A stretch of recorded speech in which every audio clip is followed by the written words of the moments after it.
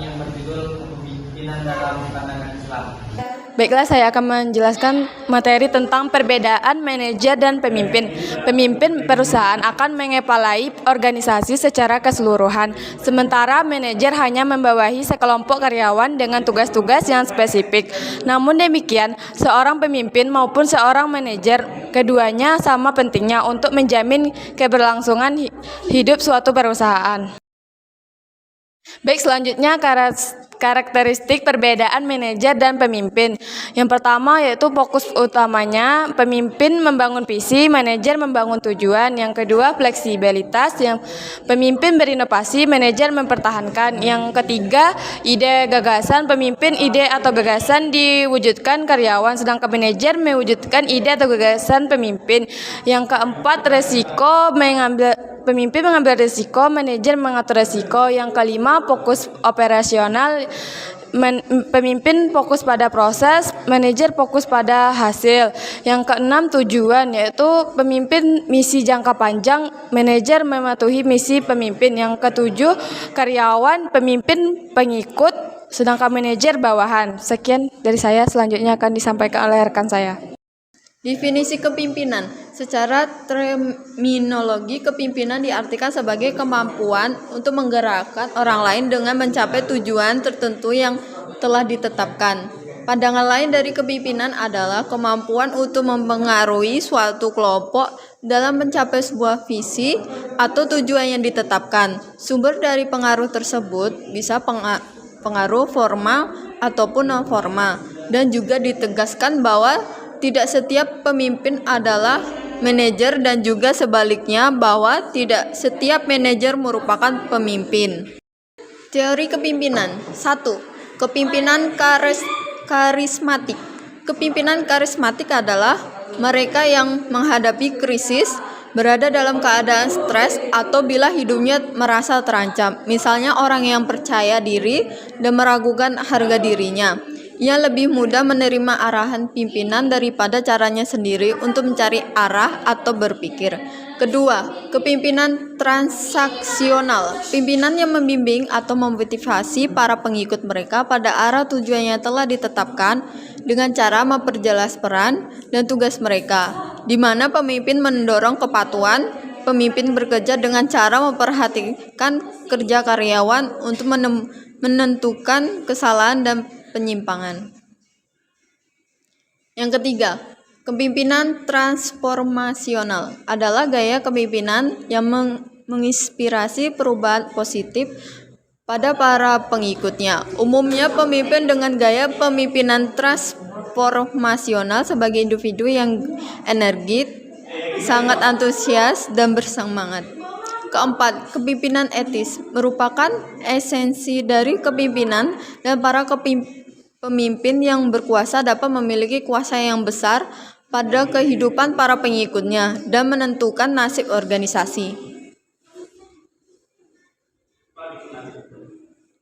Kelima, kepemimpinan yang memperdayakan. Pemimpin yang memperdayakan adalah pemimpin yang termasuk keputusan mendorong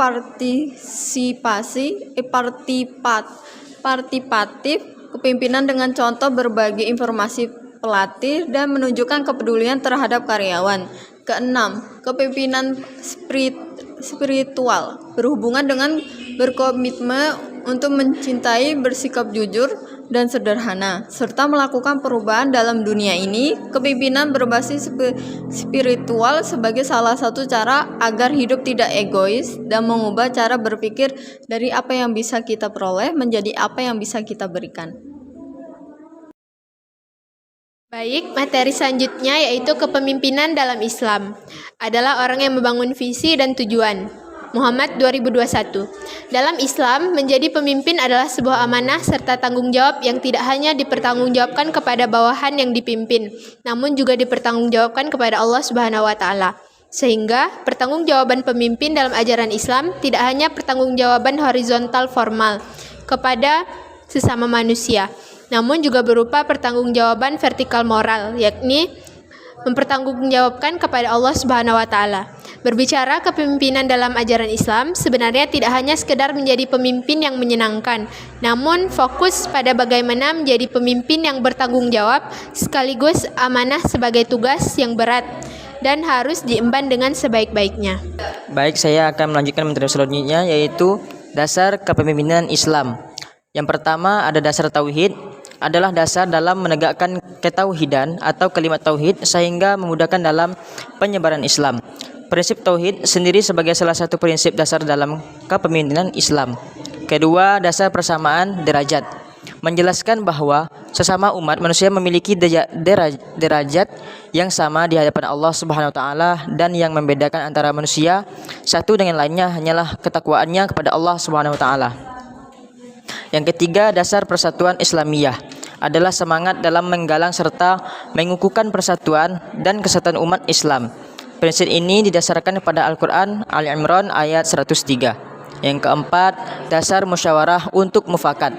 Pentingnya bermusyawarah dalam memutuskan suatu perkara seperti dijelaskan dalam Al-Quran Ali Imran ayat 159 dan Asy-Syura ayat 38. Yang kelima, dasar keadilan bagi seluruh umat. Makna bahwa pemimpin harus berusaha memenuhi hak anggota yang dipimpinnya, sehingga diharapkan sebagai seorang pemimpin berkewajiban dalam mewujudkan hak-hak orang yang dipimpin dan berusaha keras untuk merealisasikan keadilan secara menyeluruh tanpa pengecualian.